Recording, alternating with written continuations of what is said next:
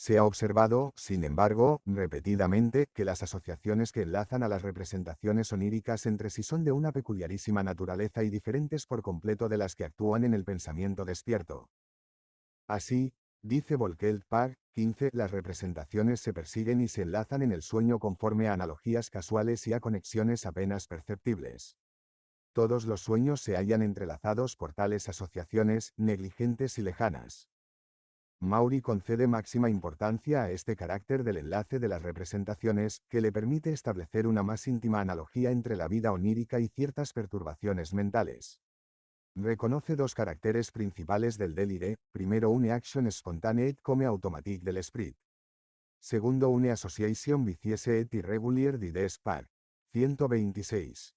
Este mismo autor nos refiere dos excelentes ejemplos de sueños, en los que el enlace de las representaciones oníricas fue determinado exclusivamente por la similicadencia de las palabras. En uno de estos sueños comenzó por emprender una peregrinación, pelerinas, a Jerusalén o a la Meca, y después de un sinnúmero de aventuras llegó a casa del químico Pelletier, el cual, al cabo de una larga conversación, le entregó una pala pele de zinc que en el fragmento onírico siguiente se convirtió en una gran espada de combate par. 137. Otra vez soñó que paseaba por una carretera, leía en los guardacantones las cifras indicadoras de los kilómetros y se detenía después en una droguería, en la que un individuo colocaba pesas de kilo en una gran balanza con objeto de pesarle.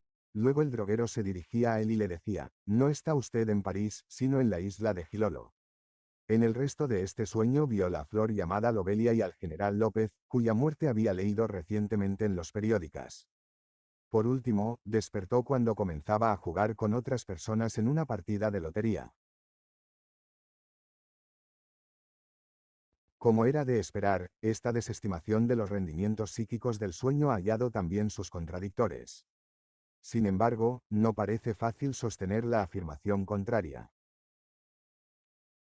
No posee, en efecto, gran importancia que uno de los autores que rebajan el valor de la vida onírica, Spita, Pak. 118, asegure que los sueños son regidos por las mismas leyes psicológicas que reinan en la vida despierta, ni tampoco que otro investigador, Dugas, manifieste que le revn acento est pas de raison, ni memi raison pure, mientras que ninguno de ellos se tome el trabajo de armonizar estas opiniones con la anarquía y desorganización psíquicas que en el sueño atribuyen a todas las funciones.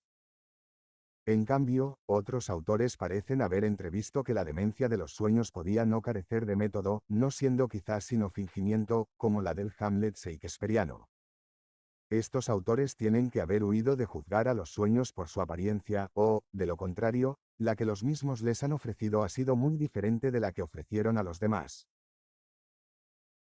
Así, Havelokelis 1899, sin querer detenerse en el aparente absurdo del sueño, lo considera como An Archaic World of Vast Emotions and Imperfect THOUGTHs, cuyo estudio podría enseñarnos a conocer fases primitivas de la vida psíquica.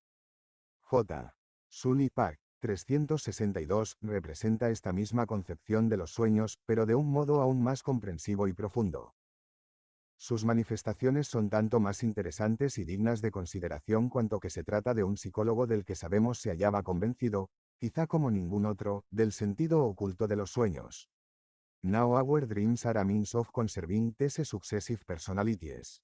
When asleep we go back to the old ways of looking at things and of feeling about them, to impulses and activities which long ago dominated us. Un pensador como Delboeuf afirma, aunque cierto es que sin presentar prueba alguna contra las aducidas encontrario que dans le sommeil, ornis la perception, toutes les facultés sont de l'esprit, intelligence, imagination mémoire, volonté, moralité, restent intactes dans leur essence, seulement els s'appliquent a de objets imaginaires et mobiles. Les songueurs est un acteur qui joue à volonté les fous et les sages, les bourreaux et les victimes, les mains et les géants, les démons et les anges par. 222.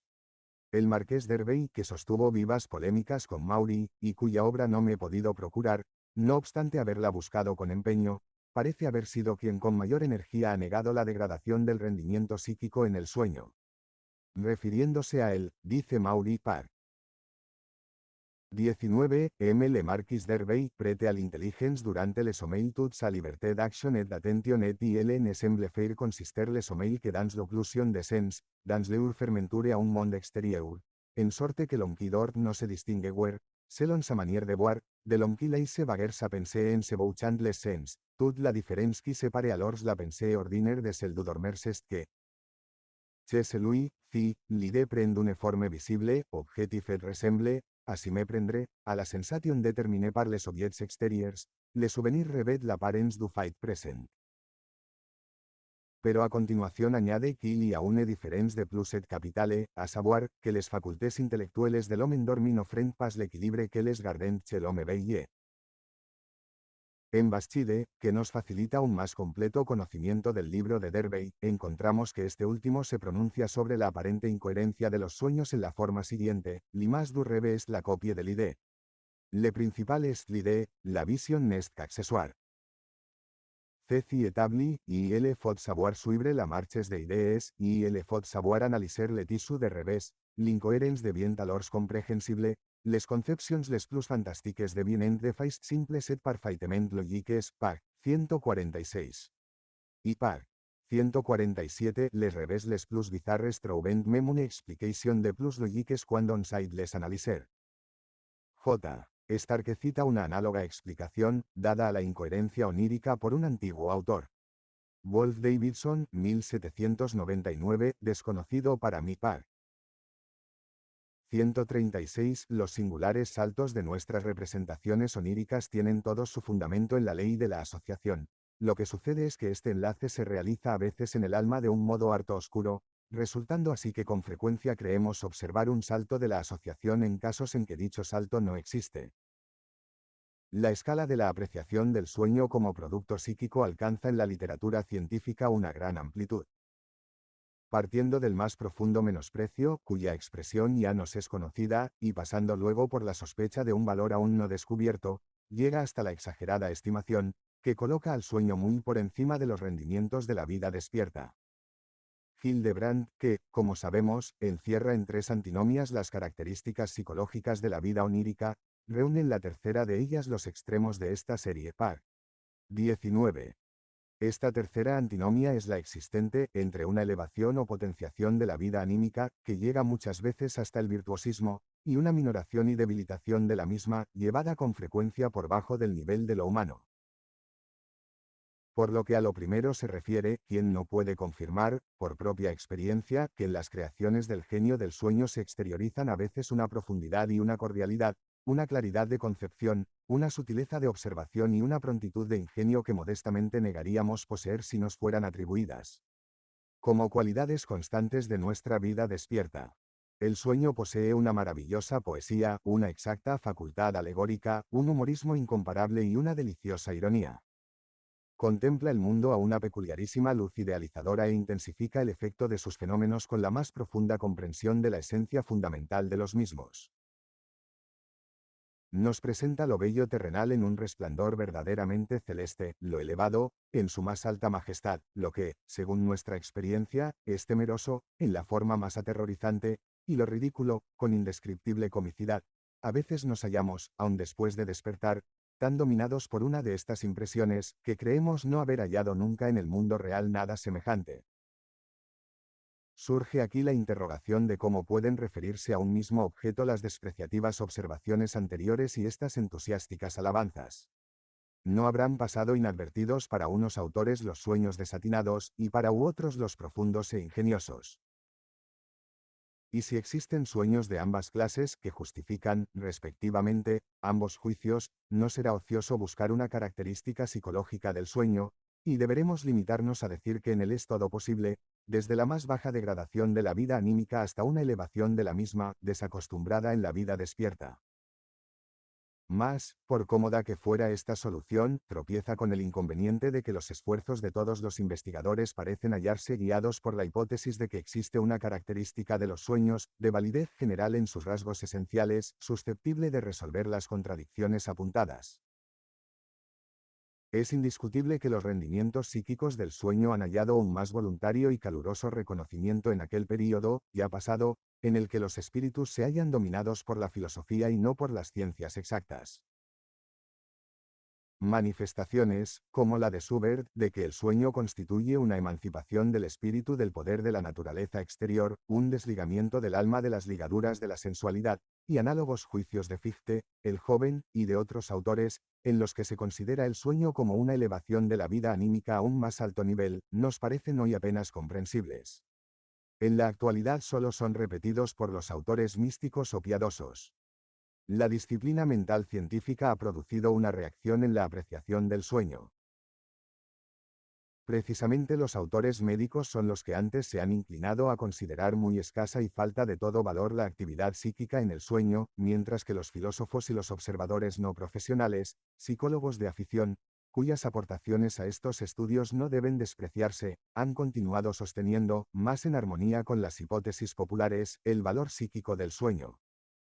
Aquellos que tienden a menospreciar el rendimiento psíquico en el sueño conceden, naturalmente, la máxima importancia etiológica a las fuentes de estímulos somáticos.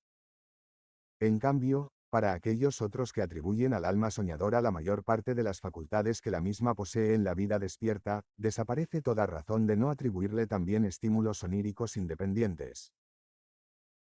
Entre los rendimientos extraordinarios que aun después de la más escrupulosa comparación pudiéramos inclinarnos a atribuir a la vida onírica, es el de la memoria el más patente. En páginas anteriores detallamos ya todos los hechos, nada raros, que así lo demuestran.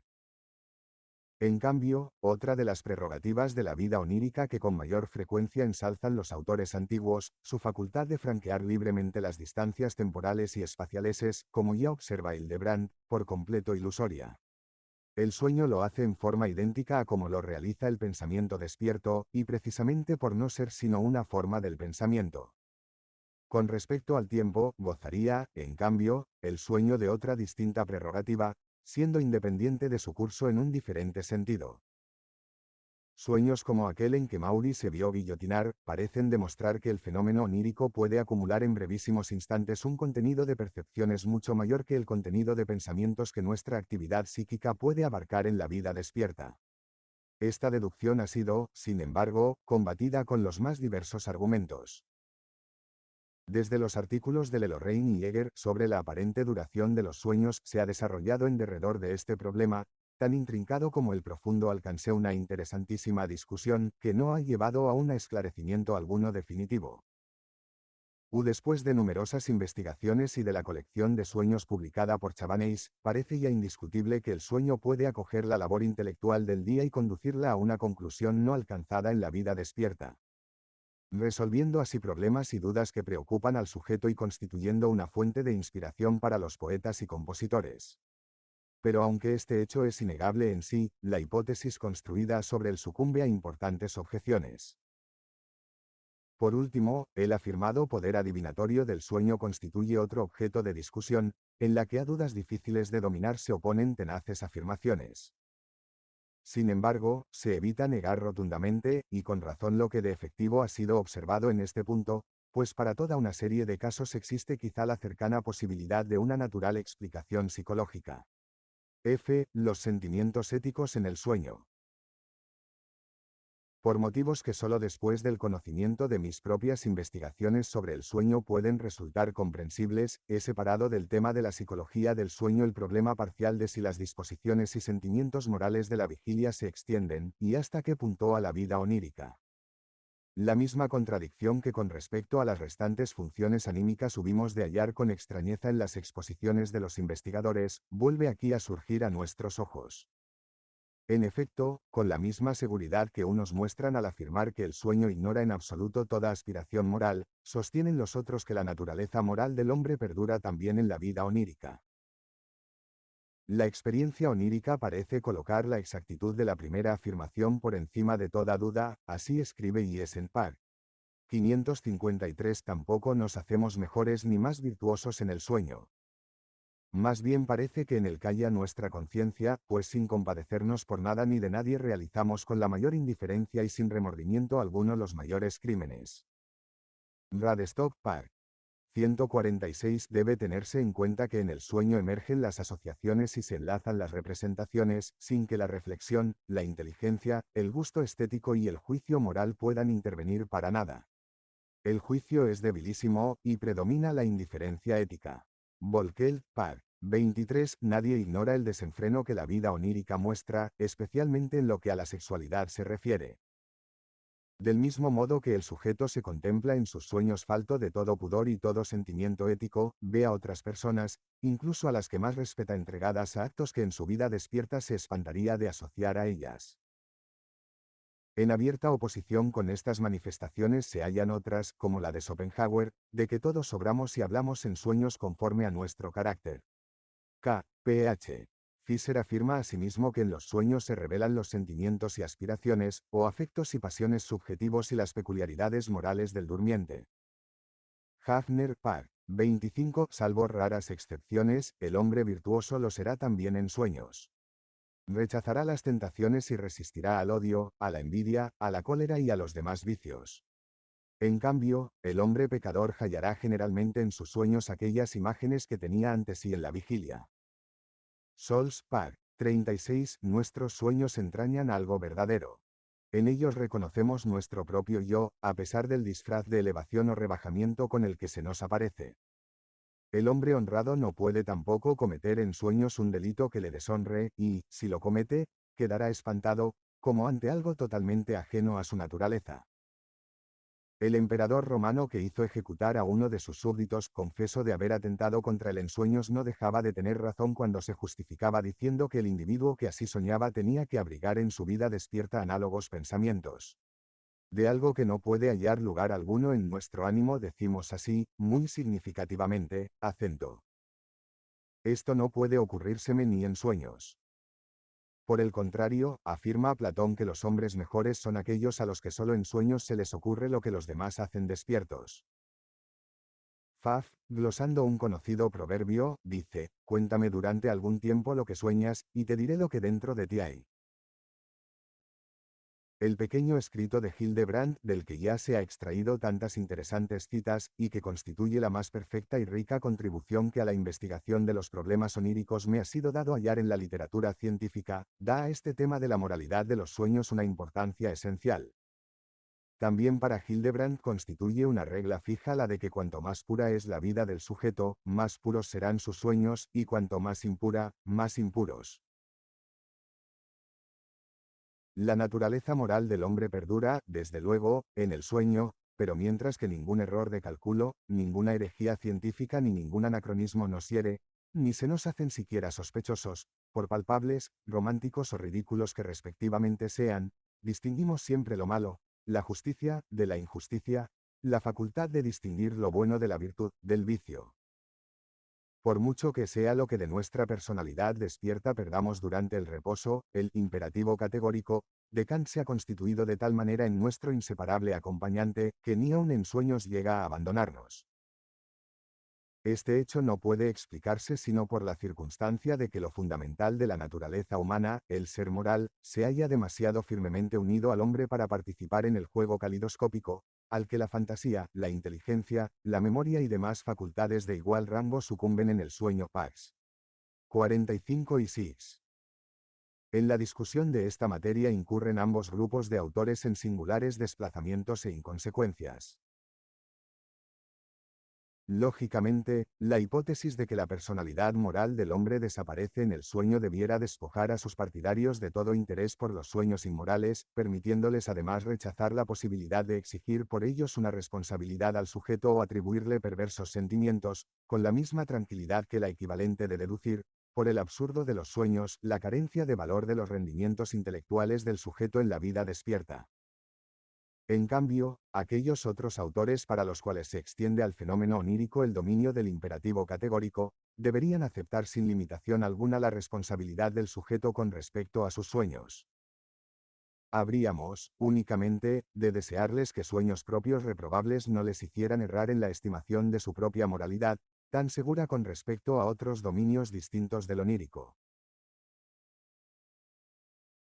Mas, por lo visto, nadie sabe a punto fijo en qué medida es bueno o malo, ni puede tampoco negar haber tenido alguna vez sueños inmorales, pues por encima de su opuesto juicio sobre la moral onírica coinciden ambos grupos de autores en un esfuerzo por esclarecer el origen de los sueños inmorales, surgiendo nuevamente opiniones contradictorias, según se vea dicho origen en las funciones de la vida psíquica o en influencias somáticamente condicionadas, ejercidas sobre la misma. El poder coactivo de la evidencia hace, sin embargo, coincidir a muchos defensores de la responsabilidad y de la irresponsabilidad en el reconocimiento de una fuente psíquica especial para la inmoralidad de los sueños.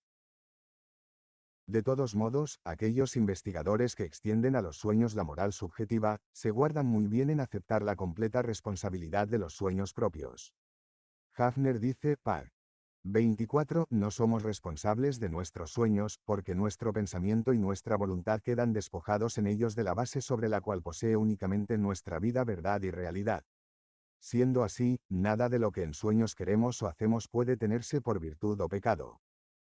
Pero el hombre es responsable de sus sueños pecadores en tanto en cuanto los origina indirectamente, y antes de conciliar el reposo tiene, del mismo modo que en el resto de la vigilia, el deber de purificar moralmente su alma.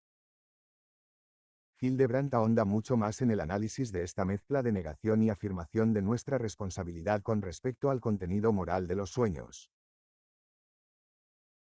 Después de indicar que la forma dramática de exposición adoptada por el fenómeno onírico, la acumulación de los más complicados procesos reflexivos en un brevísimo espacio de tiempo y la desvalorización y confusión que también reconoce de los elementos de representación, deben tenerse en cuenta, como circunstancias atenuantes, al juzgar el aspecto inmoral de los sueños, confiesa que tampoco nos es posible negar en absoluto toda responsabilidad por los pecados y faltas que en ellos cometemos.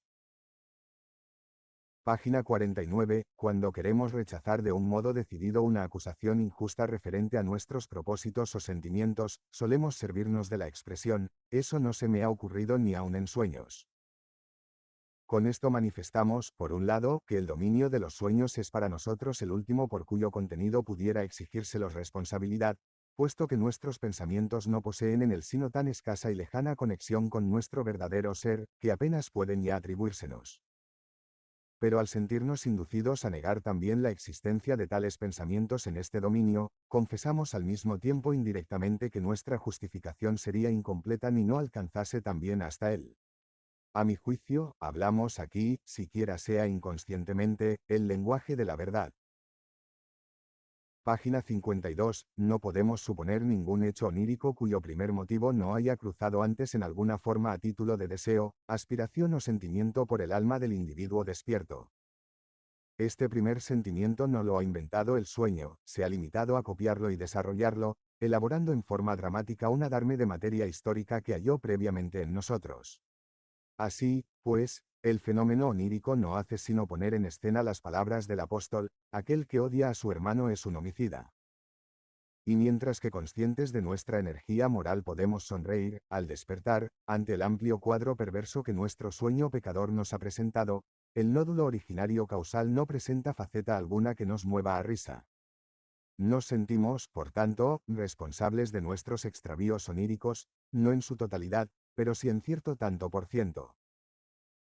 Comprendemos, en este indiscutible sentido, la palabra de Cristo, del corazón vienen malos pensamientos, y no podemos casi defendernos de la convicción de que cada pecado cometido en el sueño trae consigo para nosotros, por lo menos, un oscuro mínimo de culpa. En los gérmenes de sentimientos reprobables que a título de tentaciones cruzan por nuestra alma en la vigilia encuentra, pues, Hildebrandt la fuente de inmoralidad de los sueños y no vacila en tener en cuenta estos elementos inmorales en la estimación moral de la personalidad. Estos mismos pensamientos y su idéntica valoración es lo que ha hecho acusarse a los santos y a los hombres piadosos de toda época de ser los más grandes pecadores. No cabe duda alguna sobre la general aparición de estas representaciones contrastantes en la mayoría de los hombres y también con relación a dominios distintos del ético. Pero algunas veces se les ha juzgado con menos severidad. Así, Spita transcribe las siguientes manifestaciones de A. Seller, par. 144. Raras veces se halla tan felizmente organizado un espíritu que posea en todo momento un poder absoluto y no quede estorbada la continua y clara marcha de sus pensamientos por representaciones no solo insignificantes, sino hasta ridículas y desatinadas. Incluso los más grandes pensadores se han lamentado de esta inoportuna turba de representaciones, semejantes a las de los sueños, que perturba sus más profundas reflexiones y su más seria y sagrada labor mental. Una observación de Hildebrand, la de que el sueño nos permite a veces contemplar los repliegues y profundidades de nuestro ser, que durante la vigilia quedan casi siempre ocultos a nuestros ojos, arroja más clara luz sobre la situación psicológica de estos pensamientos de contraste. Análoga idea expone Kant en un pasaje de su Antropología al afirmar que el sueño tiene por función la de descubrirnos nuestras disposiciones ocultas y revelarnos no lo que somos, sino lo que hubiéramos podido llegar a ser si hubiéramos recibido una educación diferente. Radstock Park, 84, reproduce este juicio cuando dice que el sueño nos revela aquello que no queremos confesarnos a nosotros mismos, siendo esto lo que nos impulsa a calificarlo injustamente de mentiroso y engañador. J. E. Erdmann manifiesta, nunca me ha revelado un sueño lo que de un hombre debo opinar, pero lo que de él opino y cuáles son mis verdaderos sentimientos con respecto a él, eso sí me lo ha mostrado más de una vez, con gran asombro mío. En forma semejante opina J. H. Fichte. El carácter de nuestros sueños nos revela mucho más fielmente nuestro estado de ánimo total que el autoanálisis durante la vigilia. Observaciones como las de Benini y Volkel, que a continuación transcribimos, nos hacen advertir que la emergencia de estos impulsos ajenos a nuestra conciencia moral, solo es comparable a la ya conocida disposición del sueño sobre otro material de representaciones que falta a la vida despierta o desempeña en ella un insignificante papel. Benini. Certe nostre inclinazioni ceci credevano soffocate e spente da un pecho, si ridestano, passioni vecchie e sepolte rivivono, cosa e persona a cui non pensiamo mai, si vengono dinanzi par. 149. Y Volkel, también representaciones que se han introducido casi inadvertidamente en la conciencia despierta y quizá no hubieran sido sacados nunca por ella del olvido, suelen revelar al sueño su presencia en el alma par. 105. Por último, es este el lugar de recordar que, según Schleiermacher, ya el acto de conciliar el reposo se halla acompañado de representaciones, imágenes, involuntarias. En este concepto de representaciones involuntarias debemos incluir todo aquel acervo de representaciones cuya emergencia tanto en los sueños inmorales como en los absurdos despierta nuestra extrañeza. La única diferencia importante que podemos señalar entre las representaciones involuntarias referentes a la moralidad y las relativas a otros dominios es que las primeras se revelan en oposición con nuestra restante manera de sentir, mientras que las segundas se limitan a despertar nuestra extrañeza. Pero hasta el momento no hemos realizado progreso ninguno que nos permita ampliar esta diferenciación por un conocimiento más completo y profundo de sus términos. ¿Qué significación tiene la emergencia de representaciones involuntarias en el sueño?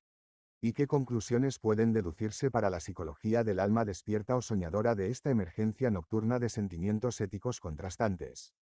Habremos de señalar aquí una nueva diferencia de opinión y una nueva agrupación distinta de los autores. El proceso mental de Hildebrand y de otros representantes de su opinión fundamental no puede ser continuado sino en el sentido de que los sentimientos inmorales entrañan también en la vigilia un cierto poder, cohibido, desde luego de llegar a convertirse en actos, y que en el estado de reposo desaparece algo que, actuando como una retención, nos había impedido advertir este sentimiento. El sueño mostraría así, aunque no en su totalidad, la verdadera esencia del hombre, y pertenecería a los medios de hacer accesible a nuestro conocimiento el oculto interior del alma. Solo partiendo de tales hipótesis puede Hildebrand adjudicar al sueño el papel de un consejero que atrae nuestra atención sobre escondidas debilidades morales de nuestra alma, del mismo modo que, según confesión de los médicos, puede anunciar a la conciencia enfermedades físicas que hasta entonces ignorábamos nos aquejaran.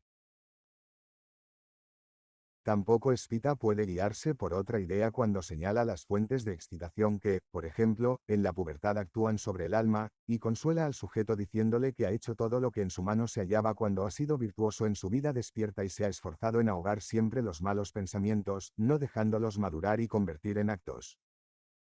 Conforme a esta concepción, podríamos designar las representaciones involuntarias como aquellas que han sido ahogadas durante el día, y habríamos de ver en emergencia un fenómeno puramente psíquico. Mas, según otros autores, esta última conclusión es totalmente errónea. Así, Para Jessen, las representaciones involuntarias se exteriorizan por medio de movimientos internos, y tanto en el sueño como en la vigilia y el delirio febril o de otro género, el carácter de una actividad de la voluntad en reposo y de un proceso hasta cierto punto mecánico de imágenes y representaciones PAC. 360. Un sueño inmoral no significa, con respecto a la vida anímica del soñador, sino que él mismo se había percatado alguna vez del contenido de representaciones correspondiente, pero desde luego no un sentimiento anímico propio. Determinadas manifestaciones de Maury nos inclinan a creer que atribuye al estado onírico la facultad de fragmentar en sus componentes la actividad anímica, en lugar de destruirla, sin sujeción a plan ninguno. Así, de los sueños en los que traspasamos los límites de la moralidad dice, ce sont nos penchants qui parientet qui nous font agir, sans que la conscience nous retient, bien que parfois sale nous alevertisse. Iemes defaut sed mes penchants vicie a l'état de vei, ietache de Luther contreus, et il m'arrive a ses subent de n acento y pas succomber. Mais dans mes sonies, i succombe toujours sou, pur miedire, i agis parleur impulsion, sans crainte et sans remors. Evidement, les visions qui se deroulen devant ma pensée et qui constituent le rêve, me sont suggeres par les incitations que hi resen et que ma volonté absent me cherche pas a refouler par. 113. La creencia en la capacidad del sueño para revelar una disposición inmoral del sujeto, realmente existente, pero ahogada o escondida, no puede hallar expresión más exacta que en las siguientes palabras de Maury Park. 115. En revelom se revel don tout entiera soy mem dans sa nudité et sa misère natives. Des qu'il suspend l'exercice de sa volonté, y il devient le jouet de toutes les passions contre les que les aletat de veil la conscience, le sentiment d'honor, la crainte nous defendent. En otro lugar haya también la frase exacta par. 462 dans le rêve, c'est surtout l'homme instinctif qui se rebelle. L'homme revient, pour ainsi dire, à l'état de nature quand il rêve, mais moins les idees aquí se sont pénétrées dans son esprit, plus les penchants en desacord avec els conservent encore ser lui d'influence dans le rêve. Como ejemplo aduce que sus sueños le muestran con frecuencia víctima de aquella misma superstición que con más energía ha combatido en sus escritos. Pero el valor de todas estas ingeniosas observaciones para un conocimiento psicológico de la vida onírica queda disminuido en Maury por su resistencia a no ver en los fenómenos tan acertadamente observados por él sino pruebas del automatisme psychologique, que, a su juicio, domina la vida onírica. Este automatismo lo considera como la completa antítesis de la actividad psíquica. En sus estudios sobre la consciencia dice Stricker, el sueño no se compone exclusivamente de engaños, cuando en él sentimos miedo de los ladrones, estos son imaginarios, pero el miedo es real. De este modo se nos advierte que el desarrollo de afectos en el sueño no puede ser juzgado en la misma forma que el resto del contenido onírico, y se nos plantea de nuevo el problema de qué es lo que en los procesos psíquicos del sueño puede considerarse como real, esto es, puede aspirar a ser incluido entre los procesos psíquicos de la vigilia. G. Teorías oníricas y función del sueño.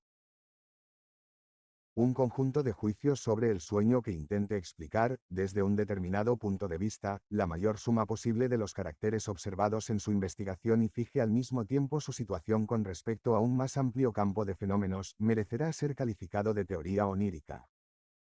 Las distintas teorías que de este modo puedan establecerse se diferenciarán en el carácter que de los sueños consideren como esencial, enlazando a él las explicaciones y relaciones constitutivas de su contenido. No habrá de ser condición indispensable que de todas y cada una de ellas pueda deducirse una función o utilidad del fenómeno onírico, pero obedeciendo a nuestra acostumbrada orientación teleológica, habremos de preferir aquellas que entrañen el conocimiento de una tal función. Conocemos ya varias concepciones de los sueños merecedoras, en este sentido, del nombre de teorías oníricas. Así, la antigua creencia de que los sueños eran enviados por los dioses para dirigir los actos de los hombres constituía una teoría completa que explicaba todo lo que en el fenómeno onírico presenta interés. Desde que el sueño ha llegado a ser objeto de la investigación biológica, ha surgido un número más considerable que nunca de teorías oníricas, pero entre ellas existen algunas harto incompletas.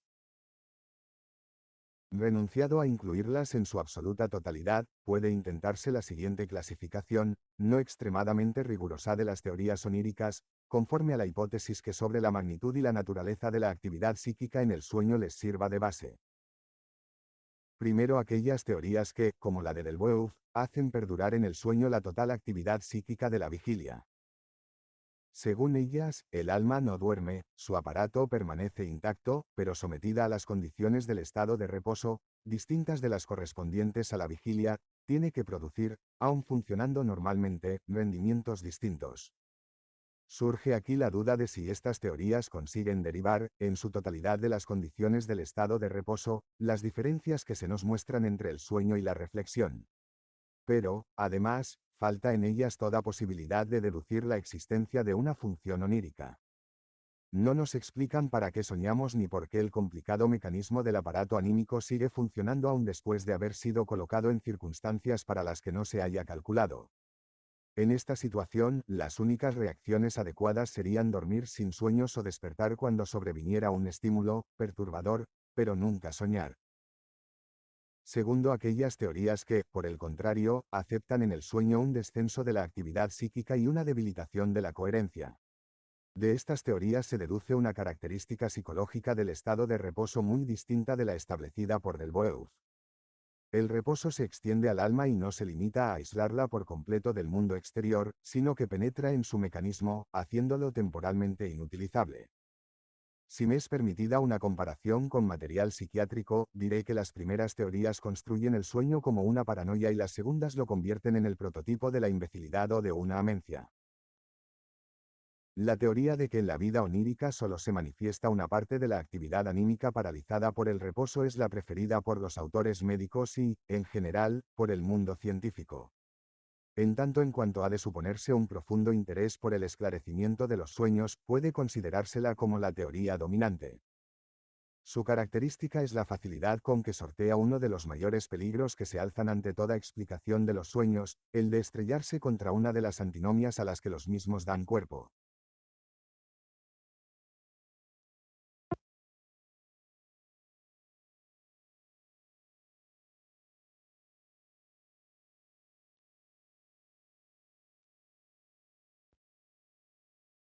Considerando el fenómeno onírico como el resultado de una vigilia parcial, una vigilia paulatina, parcial, y al mismo tiempo, muy anómala, dice Barth, sobre el sueño, en su psicología puede explicar, por una serie de estados cada vez más cercanos al de vigilia, toda la serie de rendimientos imperfectos del sueño, exteriorizados en el absurdo del mismo hasta el rendimiento mental perfecto y totalmente concretado. Para aquellos a quienes ha llegado a ser indispensable la forma de exposición fisiológica o la encuentran más científica, transcribiré aquí la descripción que Vince hace de esta teoría PAC. 43. Este estado de estupor camina paulatinamente hacia su fin en las primeras horas de la mañana. Las toxinas que la fatiga acumuló en la albúmina cerebral van disminuyendo cada vez más, destruidas o arrastradas por la continua corriente de la sangre. Algunos grupos de células despiertos ya comienzan a funcionar en medio del general letargo, y ante nuestra obnubilada conciencia surge entonces la actividad aislada de estos grupos de células, falta del control de las demás partes del cerebro que rigen la asociación. En consecuencia, las imágenes creadas, correspondientes generalmente a las impresiones materiales de un próximo pasado, se agregan unas a otras sin orden ni concierto. Luego, conforme va haciéndose mayor el número de células cerebrales despiertas, va disminuyendo, en proporción, el destino del sueño. Todos los fisiólogos y filósofos modernos se muestran conformes con esta concepción del sueño como una vigilia incompleta y parcial, o cuando menos, influidos por ella. Maury es quien más ampliamente la desarrolla, pareciendo ver en la vigilia o el reposo estados desplazables por regiones anatómicas, aunque de todos modos se le muestren siempre enlazadas una determinada región anatómica y una determinada función psíquica. Pero quisiera limitarme aquí a indicar que si la teoría de la vigilia parcial se confirmase, habría aún que realizar una importante labor para estructurarla. Naturalmente, no puede deducirse de esta teoría de la vida onírica una función del sueño. Obra, pues, Vince con toda consecuencia cuando fija la situación e importancia del fenómeno onírico en los siguientes términos PAC. 357. Todos los hechos tienden, como vemos, a caracterizar el sueño como un proceso somático, inútil en todo caso, y hasta patológico en muchos. El término somático, referido al sueño y subrayado por el autor mismo, nos revela la posición de Vince con respecto a varios de los problemas oníricos, y en primer lugar a la etiología de los sueños, de la que Vince se ocupó especialmente al investigar la génesis experimental de sueños por absorción de materias tóxicas. Sobre este problema etiológico coinciden todas las teorías que integran el presente grupo en la tendencia a excluir en lo posible estímulos distintos de los somáticos. Su forma más extrema sería aproximadamente la que sigue. Conseguido el reposo por la supresión de todo estímulo, no tendríamos necesidad ni ocasión de soñar hasta que en las primeras horas de la mañana pudiera reflejarse en un sueño el paulatino despertar provocado por la aparición de nuevos estímulos. Pero sucede que nunca conseguimos mantener nuestro reposo libre de todo estímulo, pues análogamente a los gérmenes de la vida, de cuya inagotable emergencia se lamentaba Mefistófeles, llegan sin interrupción hasta el sujeto estímulos de las más diversas procedencias, externos, internos y hasta de aquellas regiones de su cuerpo a las que nunca ha prestado la menor atención. De este estímulo queda el reposo perturbado, y el alma, sacada ora en un punto, ora en otro, de su letargo, funciona un momento con la parte despertada, para volver luego al reposo. Resulta, pues, que el sueño es la reacción, totalmente superflua a la perturbación del reposo ocasionada por el estímulo. Más al designar el sueño, que de todas maneras continúa siendo un rendimiento del órgano anímico como un proceso somático, posee aún otro sentido diferente. Se trata de despojarle de la dignidad de proceso psíquico. La comparación, muy antigua y empleada, del sueño con los sonidos que los 10 dedos de un individuo totalmente profano en música producirían en un piano, recorriendo al azar el teclado, constituye quizá la descripción más exacta de la apreciación que en la mayoría de los casos ha hallado el rendimiento onírico en los representantes de las ciencias exactas. En esta concepción se convierte el sueño en algo totalmente ininterpretable, pues no es posible que recorriendo al azar el teclado improvise el profano en música composición alguna. Contra esta teoría de la vigilia parcial se han elevado desde un principio numerosas objeciones. Así, Burdak escribía en 1830, con la afirmación de que el sueño es una vigilia parcial no se explican, en primer lugar, ni el reposo ni la vigilia, y en segundo, no se dice sino que algunas fuerzas del alma actúan en el sueño mientras otras reposan. Pero esta desigualdad tiene efecto durante la vida, par. 483. En la teoría dominante, que ve en el sueño un proceso somático, se apoya una muy interesante concepción de los sueños, desarrollada por Robert en 1866 y que posee el atractivo de atribuir al fenómeno onírico una función y un resultado útil. Toma este autor como base de su teoría dos hechos comprobados, de los que ya tratamos al ocuparnos del material onírico, la frecuencia con que en nuestros sueños se incluyen las impresiones diurnas más secundarias y lo raramente que soñamos con lo que más nos ha interesado en nuestra vida diurna. Robert afirma categóricamente, aquellas cosas que hemos pensado con detenimiento y hasta asimilarlas, no se constituyen jamás en estímulos oníricos, sino tan solo aquellas otras que permanecen inacabadas en nuestro espíritu o solo lo han rozado fugitivamente. Par. 10. Por esta razón no podemos explicarnos la mayoría de nuestros sueños, pues las causas que los originan son precisamente aquellas impresiones sensoriales diurnas de las que el sujeto no ha llegado a adquirir un suficiente conocimiento. Para que una impresión pueda llegar a incluirse en un sueño es, por tanto, necesario que su elaboración haya quedado perturbada o que, por ser demasiado insignificante, no haya podido aspirar siquiera a una tal elaboración. Robert se representa al sueño como un proceso somático de segregación, que llega al conocimiento nuestro al reaccionar mentalmente a él. Los sueños son segregaciones de pensamientos ahogados en germen. Un hombre al que se despojase de la facultad de soñar contraería en poco tiempo una perturbación mental, pues en su cerebro se acumularía una masa de pensamientos inacabados, no terminados de pensar, y de impresiones insignificantes, bajo cuyo peso quedaría ahogado aquello que a título de todo acabado hubiera de ser incorporado a la memoria. De este modo presta el sueño a la consciencia sobrecargada el servicio de una válvula de seguridad. Los sueños poseen una fuerza curativa y derivativa. Sería equivocado preguntar a Robert cómo por medio del representar onírico puede producirse un desastre del alma, pues lo que de las dos peculiaridades del material onírico antes citadas deduce evidentemente este autor, es que durante el reposo se verifica en algún modo, y como proceso somático, una tal expulsión de las impresiones carentes de valor y que el soñar no es ningún proceso psíquico especial, sino únicamente la noticia que de dicha selección obtenemos. Pero no es una segregación lo único que durante la noche se realiza en el alma. El mismo Robert añade que, además, se lleva a efecto una elaboración de los estímulos del día, y que aquello que de la materia de pensamiento no asimilada resiste a la segregación es reunido por cadenas de pensamientos tomados de la fantasía, hasta formar una totalidad, e incorporado así a la memoria como una inocua pintura de la fantasía. Pag. 23. En total contradicción con la teoría dominante se nos muestra, en cambio, la de Robert, por lo que respecta a las fuentes oníricas. Mientras que, según la primera, no soñaríamos en absoluto si los estímulos externos e internos no despertaran de continuo a nuestra alma, según la teoría de Robert, el impulso de soñar reside en el alma misma, esto es, en su sobrecarga, que demanda una derivación.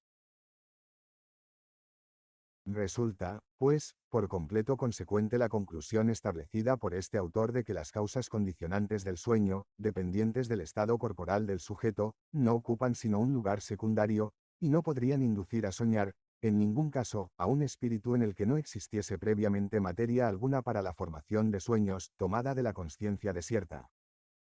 Debe concederse únicamente que las imágenes fantásticas que procede de lo más profundo del alma del sujeto, se desarrollan en sus sueños pueden ser influidas por los estímulos nerviosos. Pag. 41. De este modo resulta el sueño independiente, hasta cierto punto según Robert, de lo somático. No constituye, ciertamente, un proceso psíquico, ni ocupa lugar alguno entre los procesos de este género que se desarrollan en nuestra vida despierta, pero es un proceso somático que se desarrolla todas las noches en el aparato de la actividad anímica y tiene a su cargo una función, la de proteger a este aparato contra una excesiva tensión, o, si se nos permite cambiar de comparación, la de limpiar el alma. Otro autor, Yves Delage, apoya su teoría en estos mismos caracteres del sueño, que se hacen patentes en la selección del material onírico, siendo muy instructivo observar cómo por una ligera diferencia en la comprensión de un mismo objeto se llega a un resultado final de muy distinto alcance. Delage comenzó por observar en sí propio, con ocasión de la muerte de una persona querida, que no soñamos con aquello que durante el día ha ocupado nuestro pensamiento, o únicamente soñamos con ello cuando empieza a desvanecerse ante nuevos intereses. Sus investigaciones subsiguientes con otras personas le confirmaron la generalidad de este hecho. Una de las observaciones de este autor, que de confirmarse su general exactitud sería muy interesante, se refiere a los sueños de los recién casados. S'ils sont été fortement pris, presque jamais non revelun de l'autre avant le mariage ou pendant la lune de miel. Et s'ils sont revés d'amour c'est pour être infidèles avec quelque personne indiferente o odiose. Pero, entonces, ¿con qué soñamos? Delage reconoce el material que aparece en nuestros sueños como compuesto de fragmentos y restos de impresiones de los últimos días y de un pretérito más lejano. Todo lo que en nuestros sueños emerge y nos inclinamos a considerar al principio como creación de la vida onírica se nos demuestra, en un más detenido examen, como reproducción ignorada o souvenir inconscient. Pero este material de representaciones muestra un carácter común, el de proceder de impresiones que han herido más nuestros sentidos que nuestro espíritu, o de aquellas otras que solo un brevísimo instante consiguieron retener nuestra atención. En esencia, son estas las dos mismas categorías de impresiones, las secundarias y las no terminadas que Robert establece, pero Delage orienta diferentemente su ruta mental, opinando que tales impresiones no devienen susceptibles de crear un sueño por ser indiferentes, sino por no haber sido agotadas. También las impresiones secundarias se hallan hasta cierto punto inagotadas, y son también por su naturaleza de nuevas impresiones, autant de resorts tendus, que se distenderán durante el sueño. Una impresión intensa, intencionadamente rechazada o cuya elaboración haya quedado detenida casualmente, tendrá mucho más derecho a desempeñar un papel en el sueño que otra más débil y casi inadvertida. La energía psíquica almacenada durante el día a consecuencia de la represión, deviene por la noche el resorte del sueño. En este se exterioriza lo psíquico reprimido. Desgraciadamente, las deducciones de Delage se interrumpen al llegar a este punto, y así no puede asignar en el sueño a una actividad psíquica independiente sino el más insignificante papel. Con esto queda agregada su concepción del fenómeno onírico a la teoría dominante del reposo parcial del cerebro. En somme, le rêve est le produit de la pensée errante, sans batet sans direction, se fixant successivament sur les souvenirs, qui ont gardé assez d'intensité pour se placer sur sa route et la retera au passage, établissant entre eux un lien tantôt faible et indécis tantôt plus fort et plus serré selon que l'activité actuelle du cerveau est plus ou moins aboli par le sommeil. Tercero, en un tercer grupo podemos reunir aquellas teorías que adscriben al alma soñadora la facultad de realizar determinadas funciones psíquicas que la vigilia no puede llevar a cabo o solo muy incompletamente. Del empleo de estas facultades es deducida, por lo general, una función útil del sueño. A este grupo de teorías pertenecen en su mayoría las desarrolladas por los viejos autores psicológicos, teorías que creo innecesario exponer aquí detalladamente. Me limitaré, pues, a mencionar la observación de Burdack de que el sueño es aquella actividad natural del alma que no se halla limitada por el poder de la individualidad y no es perturbada por una conciencia de sí misma ni dirigida por autodeterminación, sino que constituye la vitalidad contingente del punto central sensible, página 436. Burdack y otros autores se representan indudablemente este libre uso de las fuerzas propias como un estado en el que el alma se repone y acumula nuevas energías para la labor diurna, esto es, como una especie de vacaciones psíquicas. No es, por tanto, de extrañar que el primero cite y adopte en su obra las amables palabras con que el poeta Novalis ensalza la labor del sueño. Los sueños nos protegen contra la monotonía y la vulgaridad de la existencia. En ellos descansa y se recrea nuestra encadenada fantasía, mezclando sin orden ni concierto todas las imágenes de la vida e interrumpiendo, con su alegre juego infantil, la continua seriedad del hombre adulto. Sin nuestros sueños, envejeceríamos antes. Habremos, pues, de ver en ellos, ya que no un don directo de los cielos, una encantadora facultad y una amable compañía en nuestra peregrinación hacia el sepulcro. Purkinje Park. 456 acentúa aún más intensamente la actividad tónica y curativa del sueño. Los sueños productivos facilitarían especialmente estas funciones. Son ligeros juegos de la imaginación, exentos de todo enlace con los sucesos del día. El alma no quiere mantener las tensiones de la vida despierta, sino, por el contrario, suprimirlas y reponerse de ellas. Con este objeto crea estados contrarios a los de la vigilia. Cura la tristeza con la alegría, los cuidados con esperanzas e imágenes serenas y entretenidas, el odio con el amor y la cordialidad, el temor con el valor y la confianza. Suprime las dudas, sustituyéndolas por el convencimiento y la fe, y nos presenta cumplido aquello que nos parecía esperar o desear en vano. El reposo cura muchas heridas que la vigilia mantenía constantemente abiertas, cerrándolas o preservándolas de nuevas excitaciones. En este hecho reposa en parte el efecto curativo que el tiempo ejerce sobre nuestros dolores. Todos sentimos que el reposo constituye un beneficio para la vida anímica, y la conciencia popular no se deja arrebatar el oscuro presentimiento de que los sueños son uno de los caminos por los que el reposo prodiga su acción bienhechora. La tentativa más original y de mayor alcance realizada para explicar el sueño como una especial actividad del alma, que solo en el estado de reposo puede desarrollarse libremente, ha sido la emprendida por Cerner en 1861. El libro de este autor, escrito en un estilo turbio y ampuloso y pleno de un tan cálido entusiasmo por la materia que si no logra arrastrar consigo al lector tiene necesariamente que disgustarle, ofrece tan grandes dificultades a un análisis que preferimos limitarnos a transcribir aquí las claras y sintéticas palabras en que Volkel condensa la teoría en el desarrollada. Del oscuro conglomerado místico, ampuloso y magnífico, irradia una apariencia de sentido llena de presentimientos, pero que no nos aclara los caminos mentales del autor, mayor que y los mismos partidarios de Cerner comparten este juicio de su obra. Cerner no pertenece a aquellos autores que hacen continuar al alma en el sueño el ejercicio intacto de todas sus facultades.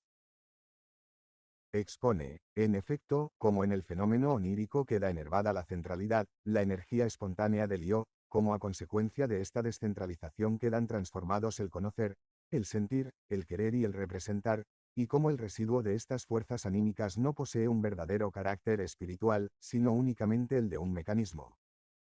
Pero, en compensación, aquella actividad del alma a la que hemos de dar el nombre de fantasía se eleva en el sueño, libre de todo dominio de la razón, y con ello de toda norma, a un ilimitado imperio. Toma ciertamente sus materiales de la memoria de la vida despierta, pero construye con ellos algo en absoluto diferente a las formaciones de la vigilia, y se muestra en el sueño no solamente reproductiva, sino productiva. Sus peculiaridades prestan a la vida onírica sus especiales caracteres. Muestra una predilección por lo desmesurado, exagerado y monstruoso, pero al mismo tiempo adquiere, por su emancipación de las categorías mentales contrarias, una mayor agilidad y flexibilidad y se revela finalmente sensible a los más sutiles estímulos psíquicos que determinan nuestro estado de ánimo y a los efectos agitadores, transformando instantáneamente la vida interior en imágenes plásticas exteriores. La fantasía onírica carece de lenguaje abstracto, tiene que representar plásticamente aquello que quiere expresar, y dado que de este modo no pueden los conceptos ejercer una acción debilitante, crea imágenes de intensa y plena plasticidad. Resulta así que su lenguaje, por claro que sea, deviene ampuloso, pesado y torpe.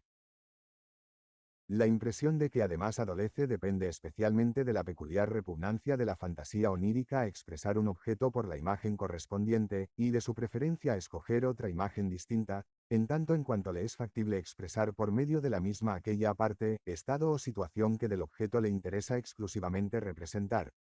Esta es la actividad simbólica de la fantasía.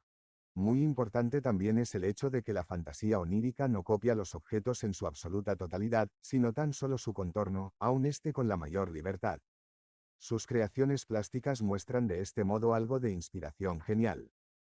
Pero, además, la fantasía onírica no se limita a esta mera reproducción del objeto, sino que se ve interiormente obligada a enlazar con él, más o menos estrechamente, el yo onírico, y crear en esta forma una acción. Así, el sueño provocado por un estímulo visual nos hace ver, tiradas por la calle, relucientes monedas de oro que vamos recogiendo alegremente. El material al que la fantasía onírica aplica su actividad artística es, sobre todo, según Cerner, el de los estímulos orgánicos, tan oscuros durante el día. Resulta, pues, que la teoría, en exceso fantástica, de Cerner, y la quizá demasiado tímida de Wundt y otros fisiólogos totalmente opuestas, en general, vienen a coincidir por completo en lo referente a las fuentes y los estímulos del sueño. Pero según la teoría fisiológica, la reacción anímica a los estímulos somáticos internos se limita a la evocación de representaciones a ellos adecuadas, las cuales llaman luego a otras en su auxilio por medio de la asociación, pareciendo quedar terminada con esta fase la serie de los procesos psíquicos del sueño. Y, en cambio, según Cerner, los estímulos somáticos no proporcionan al alma sino un material que la misma puede poner al servicio de sus propósitos fantásticos. La formación de los sueños no empieza para Cerner sino precisamente en el punto en que se agota. A los ojos de los demás. No puede, de todas maneras, considerarse congruente lo que la fantasía onírica realiza con los estímulos somáticos. Se permite en ellos un juego burlón, representándose, por medio de un símbolo plástico cualquiera, la fuente orgánica de la que proceden en cada caso los estímulos. Cerner llega incluso a opinar, sin que en ello le sigan Volkelt y otros, que la fantasía onírica posee una determinada representación favorita para la totalidad de nuestro organismo, la casa. Mas, para dicha de sus representaciones, no parece permanecer constante y obligadamente ligada a esta única imagen. Por el contrario, puede emplear series enteras de casas para designar un solo órgano. Así, largas calles para el estímulo intestinal. Otras veces quedan representadas partes del cuerpo por detalles aislados de una casa. Así, en el sueño provocado por el dolor de cabeza, queda esta representada por el techo de una habitación que el sujeto ve cubierto de repugnantes arañas semejantes a sapos. Fuera del simbolismo de la casa, son empleados otros objetos para representar la parte del cuerpo de la que emana el estímulo onírico. El pulmón y su función anatómica encuentra su símbolo en la estufa encendida y la corriente de aire que en ella se establece, el corazón, en cajones o cestos vacíos, y la vejiga, en objetos redondos en forma de bolsa o sencillamente cóncavos.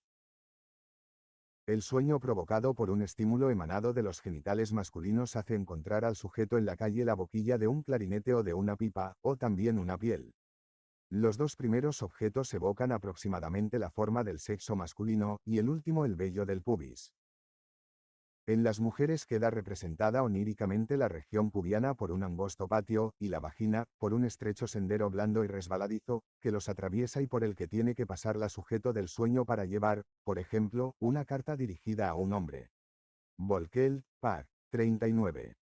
Muy importante es la circunstancia de que al final de un tal sueño de estímulo somático se desenmascara, por decirlo así, la fantasía onírica, presentando en su forma real el órgano estimulador o su función. Así, el sueño provocado por un estímulo dental termina casi siempre con la caída o extracción de una muela o un diente que el sujeto mismo saca de su boca. Pero la fantasía onírica no dirige exclusivamente su atención a la forma del órgano estimulador, sino que puede tomar asimismo la sustancia en él contenida como objeto de la simbolización. Así, el sueño de estímulo intestinal hace andar al sujeto por calles cubiertas de excrementos, y el de estímulo vesical le conduce junto a una rápida corriente de agua.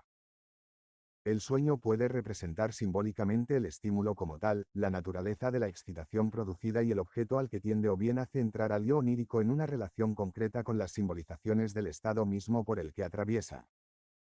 Así sucede cuando, en los sueños provocados por un dolor, luchamos desesperadamente con perros o toros que nos acometen, o cuando en el sueño femenino de estímulo sexual, se ve perseguida la durmiente por un hombre desnudo. Aparte de la enorme variedad de la representación, hallamos en todo sueño, como fuerza central, una actividad simbolizante de la fantasía. Volkelt intentó después penetrar en el carácter de esta fantasía y señalar a la actividad psíquica así reconocida un puesto concreto en un sistema filosófico. Pero su obra, muy bella y escrita con cálido entusiasmo, resulta difícil de comprender para aquellos a quienes una previa preparación no ha habituado a desentrañar lo que en realidad oscuramente presentida existe en los abstractos esquemas filosóficos. La actividad de la fantasía simbolizante no es enlazada por Serner a una función útil del sueño. El alma juega soñando con los estímulos que se le ofrecen. Pudiera incluso llegarse a suponer que juega caprichosamente con ellos. Mas también pudiera preguntársenos si nuestro detenido examen de la teoría onírica de Serner, tan arbitraria como opuesta a todas las normas de la investigación, puede resultar de algún provecho. A esto responderíamos que nos parece injusto rechazarla sin formación de causa, pues se halla basada en las impresiones que los sueños dejaron a un concienzudo y minucioso observador, dotado de una gran capacidad para desentrañar oscuros problemas anímicos. Trata, además, de un objeto que durante muchos siglos ha sido considerado por los hombres como un enigma de amplio contenido y múltiples ramificaciones, enigma a cuyo esclarecimiento no ha contribuido la ciencia sino intentando negarle, en completa contradicción con el sentimiento popular todo contenido e importancia. Por último, queremos declarar honradamente que no parece fácil huir de lo fantástico en la explicación de los sueños, y ya conocemos casos en los que se llega a fantasear incluso sobre las células ganglionares. El pasaje antes citado, de un investigador tan exacto y concienzudo como Vince, en el que se describe cómo la aurora del despertar va extendiéndose paulatinamente por los dormidos grupos de células de la corteza cerebral, no es menos fantástico ni menos inverosímil que las tentativas de explicación de Serner. Con respecto a estas, espero poder demostrar